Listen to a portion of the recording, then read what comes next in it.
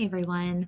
This week's First Chapter Friday is The Boy in the Striped Pajamas by John Boyne. So they have made a movie of this. If you have seen the movie, it is very similar to the book.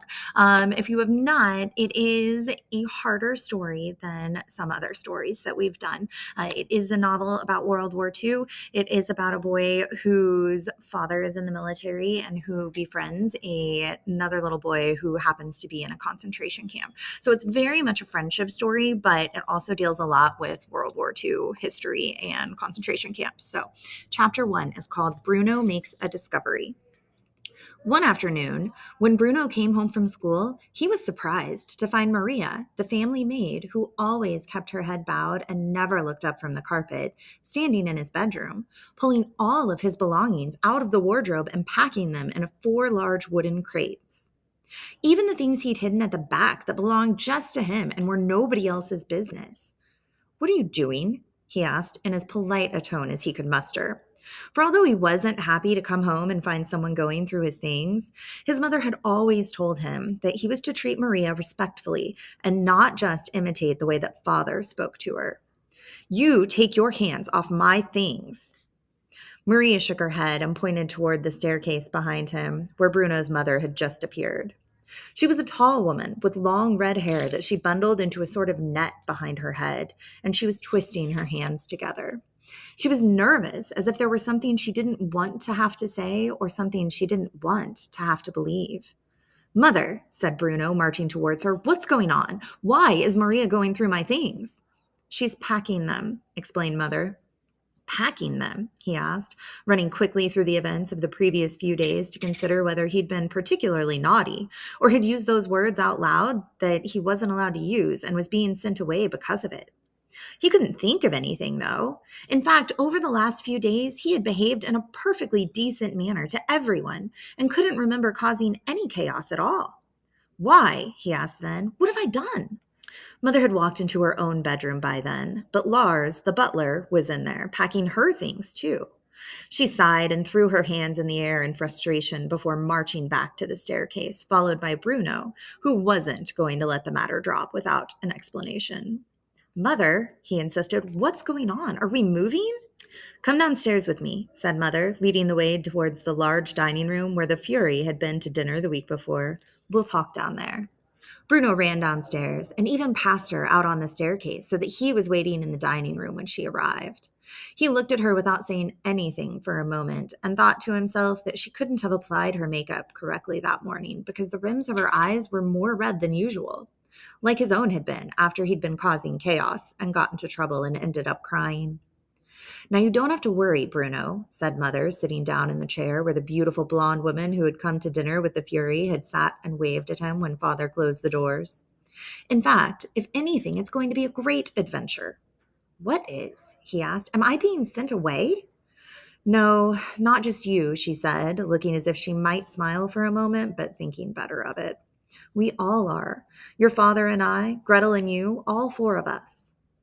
Bruno thought about this and frowned. He wasn't particularly bothered if Gretel was sent away because she was a hopeless case and caused nothing but trouble for him.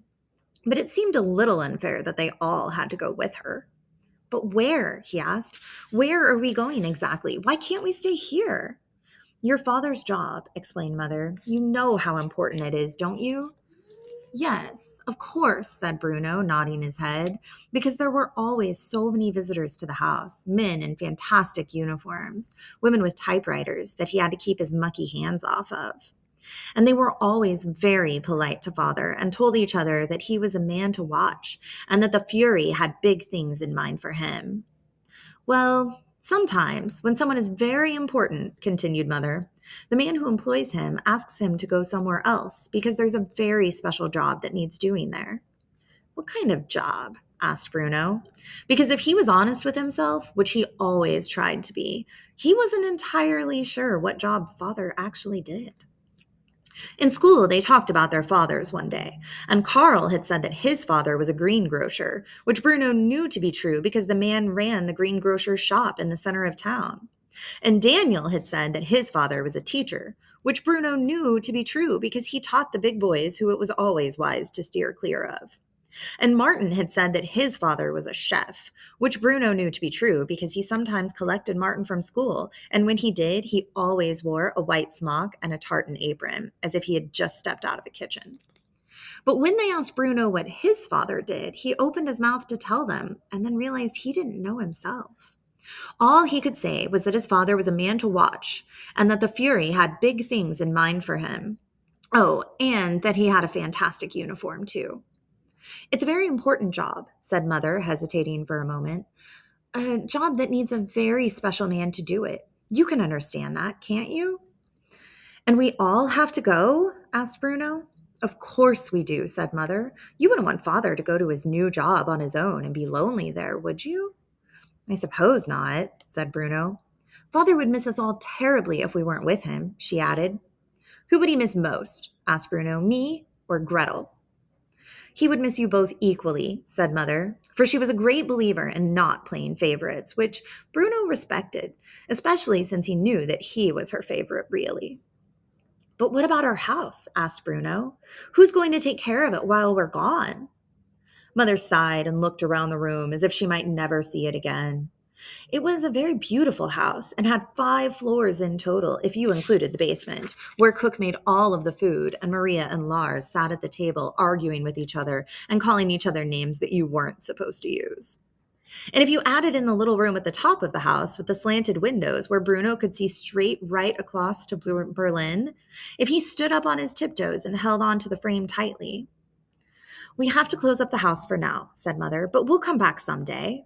And what about Cook? Asked Bruno. And Lars and Maria. Are they not going to live in it? They're coming with us, explained Mother. But that's enough questions for now. Maybe you should go upstairs and help Maria with your packing. Bruno stood up from the seat, but didn't go anywhere. There were just a few more questions he needed to put to her before he could allow the matter to be settled. And how far away is it? This new job, I mean. Is it further than a mile away?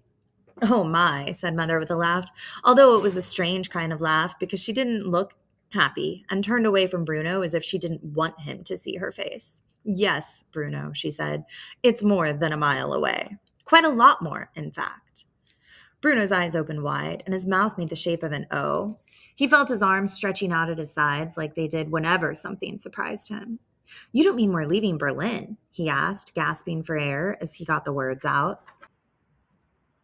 I'm afraid so, said Mother, nodding her head sadly. Your father's job is... But what about school? Said Bruno, interrupting her. A thing he knew he was not supposed to do, but which he felt he would be forgiven for on this occasion. And what about Carl and Daniel and Martin? How will they know where I am when we want to do things together? You'll have to say goodbye to your friends for the time being, said Mother, although I'm sure you'll see them again sometime. And don't interrupt your mother when she's talking, please, she added, for although this was strange and unpleasant news, there was certainly no need for Bruno to break the rules of politeness which he had been taught.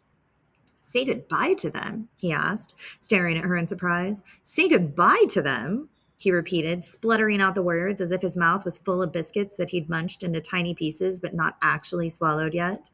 Say goodbye to Carl and Daniel and Martin? He continued, his voice becoming dangerously close to shouting, which was not allowed indoors. But they're my 3 best friends for life. Oh, you'll make other friends, said Mother, waving her hand in the air dismissively, as if the making of a boy's 3 best friends for life was an easy thing. But we had plans, he protested. Plans? Asked Mother, raising an eyebrow. What sort of plans? Well, that would be telling, said Bruno, who could not reveal the exact nature of the plans, which included causing a lot of chaos, especially in a few weeks' time when school was finished for the summer holidays and they didn't have to spend all their time just making plans, but could actually put them into effect instead. I'm sorry, Bruno, said Mother, but your plans are just going to have to wait. We don't have a choice in this. But Mother, Bruno, that's enough, she said, snapping at him now and standing up to show him that she was serious when she said that was enough. Honestly, only last week you were complaining about how much things have changed here recently. Well, I don't like the way we all have to turn the lights off at night now, he admitted. Everyone has to do that, said Mother. It keeps us safe. And who knows, maybe we'll be in less danger if we move away. Now, I need you to go upstairs and help Maria with your packing. We don't have much time to prepare as I would have liked. thanks to some people. Bruno nodded and walked away sadly, knowing that some people was a grown-up's word for father, and that one he wasn't supposed to use himself. He made his way up the stairs slowly, holding on to the banister with one hand, and wondered whether the new house in the new place where the new job was would have as fine a banister to slide down as this one did. For the banister in this house stretched from the very top floor, just outside the little room where, if he stood on his tiptoes and held on to the frame of the window tightly, he could see right across Berlin, to the ground floor, just in front of the two enormous oak doors. And Bruno liked nothing better than to get on board of the banister at the top floor and slide all his way through the house, making whooshing sounds as he went. Down from the top floor to the next one, where Mother and Father's room was, and the large bathroom where he wasn't supposed to be in any case. Down to the next floor, where his own room was, and Gretel's too, and the smaller bathroom, which he was supposed to use more often than he really did. Down to the ground floor, where you fell off the end of the banister and had to land flat on your 2 feet, or it was 5 points against you and you had to start all over again. The banister was the best thing about this house. That and the fact that grandfather and grandmother lived so nearby. And when he thought about that, it made him wonder whether they were coming to the new job too. And he presumed that they were because they could hardly be left behind. No one needed Gretel much because she was a hopeless case. It would be a lot easier if she stayed to look after the house, but grandfather and grandmother? Well, that was an entirely different matter. Bruno went up the stairs slowly towards his room, but before going inside, he looked back down towards the ground floor and saw Mother entering Father's office, which faced the dining room.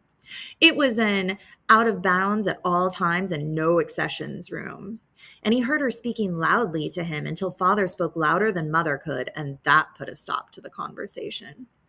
Then the door of the office closed, and Bruno couldn't hear anymore, so he thought it would be a good idea if he went back to his room and took over the packing from Maria, because otherwise she might pull all of his belongings out of the wardrobe without any care or consideration, even the things he'd hidden at the back that belonged to him and were nobody else's business.